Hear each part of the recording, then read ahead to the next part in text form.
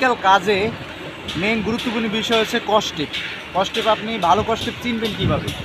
আমার হাতে যে কিছু কস্টেপ আছে দেখেন, ভালো কস্টেপ চেনার উপায় আছে আপনি ভালো কস্টেপগুলো আবার র্যাপিং করা থাকবে, এভাবে র্যাপিং করা থাকবে। প্রথমে 10টা র্যাপিং করা থাকবে, 10টা এভাবে র্যাপিং করা থাকবে সুন্দর করে।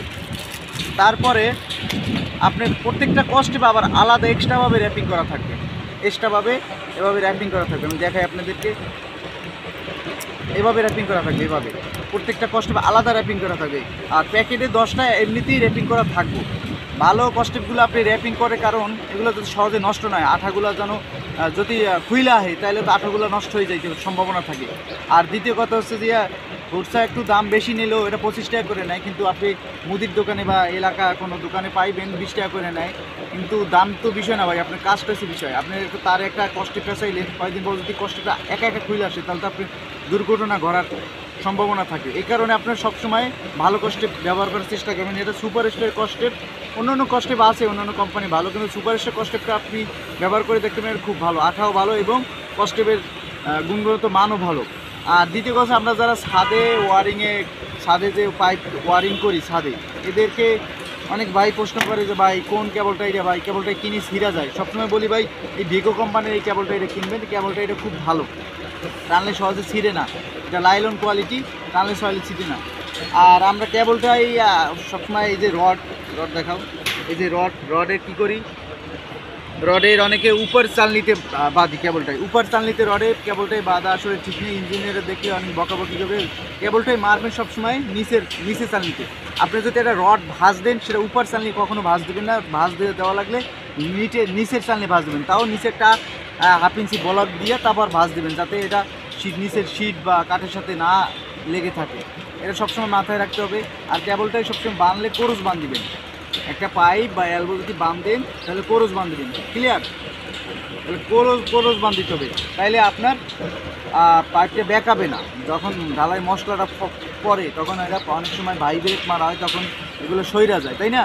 তাহলে এই কারণে কী করতে হবে, কেবলটাই মারলে অবশ্যই কোরস মারতে হবে।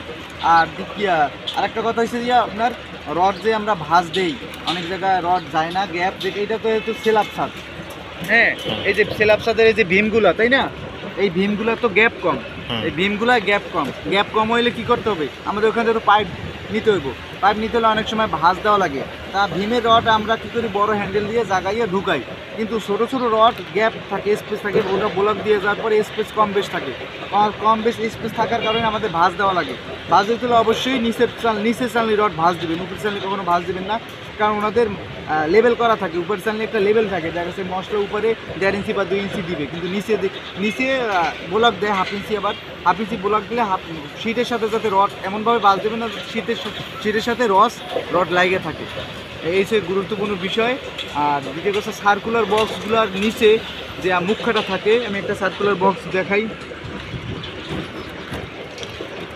সার্কুলার বক্সের নিচে যে মুখ্য থাকে এটা খুইলা অবশ্যই কাগজ দিবেন, কাগজ দিলে হবে এটা আপনি বসাইলেন, পরবর্তীতে যদি আপনি রোপ খুঁজা না পান, যে কোনো একটা রোপ পাইলেন খুঁজা, এই বক্সটা খুঁজা পাইলেন না, দেখা গেছে মাঝখানে পড়লো মশলা পইরা বা সইরা গেল, নিচের কাগজ বা পেপার যাই দেন এগুলো সইরা গেলো, আপনি মশলা জমাই রেখেছেন, আপনি খুঁজা পাইতেছেন না, যে কোনো একটা পাইছেন, রুমের সাইডে রোপের একটা পাইছেন, একটা রোদে যদি আপনি লেবেল পাইপ দিয়ে যদি পানি দেন, অবশ্যই যদি এটা খালি থাকা কাগজ থাকে, মুখে ঢাকনাটা না থাকে, কাগজ থাকে, অবশ্যই এখান থেকে পানি বের হবে না। আমরা তো আমাদের তো সহজ টেকনিক সবসময় বুঝতে হবে, আস্তে বের হইব জিনিসটা, আপনি ভিজে গেলে আপনি খুঁজে পাইতে সুবিধা।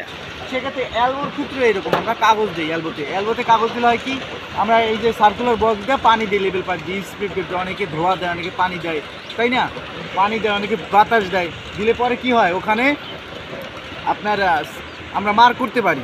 আর দ্বিতীয় কথা, কাগজ দিলে কাগজটা ভিজে, অনেকে ককশিট দেয়, ককশিট দেওয়াটা আসলে কতটা সম্পূর্ণ আমি জানি না, অনেক সময় ঢালাই ঢাইকে যায়, ককশিট খুঁজে পাইতে কষ্ট হয়, হ্যাঁ, কোথাও গোলক সইরে যায় ঢালাই সময়, কোথাও আপনার পাইপ সইরা যায়, সেক্ষেত্রে আপনারা কাগজ দিলে সবচেয়ে ভালো হয়।